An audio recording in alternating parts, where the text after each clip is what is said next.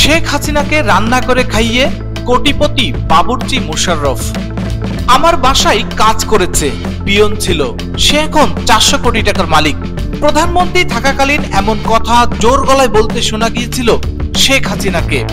দীর্ঘ 16 বছরের শাসনামলে হাসিনার ছোঁয়ায় ভাগ্য বদল হয়েছে এমন অনেকেরই, যাদের মধ্যে আছেন তার বাবুর্চি মোশাররফ শেখ। নিত্য নতুন রান্না করে ভোজন রসিক হাসিনার মন জয় করে ফন্দি আটতেন এই বাবুর্চি। নিজ এলাকা ফরিদপুরের সালথা উপজেলায় খাটাতেন প্রভাব। অথচ দিনমজুর বাবার সন্তান মোহাম্মদ মোশাররফ শেখ নিজের নামটি ঠিকমতো লিখতে পারেন না। বাবার সম্পত্তির ভাগ পেয়েছেন মাত্র 5% জমি। 30 বছর আগে এক হোটেলে বাবুর্চি হিসাবে কাজ শুরু করেন। এর মাত্র 2 বছর পর ভাগ্যক্রমে সাবেক প্রধানমন্ত্রী শেখ হাসিনার বাসার বাবুর্চির কাজ পান। এরপর মোশাররফের ভাগ্যের চাকা ঘুরতে থাকে। জানা যায় 1996 সালে শেখ হাসিনার বাসার বাবুর্চির চাকরি পান মোশাররফ। তিনি এখন কয়েক কোটি টাকা সম্পদের মালিক। গ্রামে ও শহরে রয়েছে তার বাড়ি গাড়ি।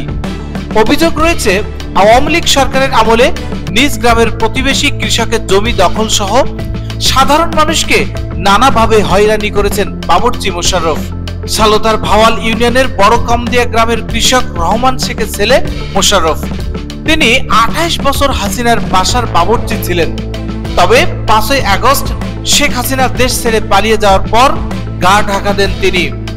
সম্প্রতি তার বিরুদ্ধে জমি দখলের অভিযোগ দিয়েছেন বড় কামদিয়া গ্রামের কৃষক মোহাম্মদ সান মিয়া ফকিরের ছেলে সাগর মিয়া।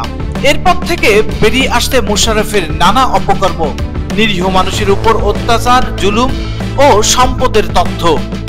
লিখিত অভিযোগে বলা হয়, আওয়ামী লীগ ক্ষমতায় থাকাকালে কৃষক চান মিয়া ফকিরের বড় কামদিয়া 81 নম্বর মৌজার 618 নম্বর দাগে 43% জমি জোর করে দখল করে বাড়ি নির্মাণ করেন মোশাররফ।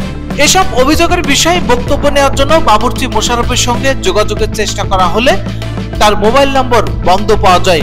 এমনকি তার বাড়িতে গিয়েও কাউকে পাওয়া যায়নি। দর্শক, ভালো থাকবেন।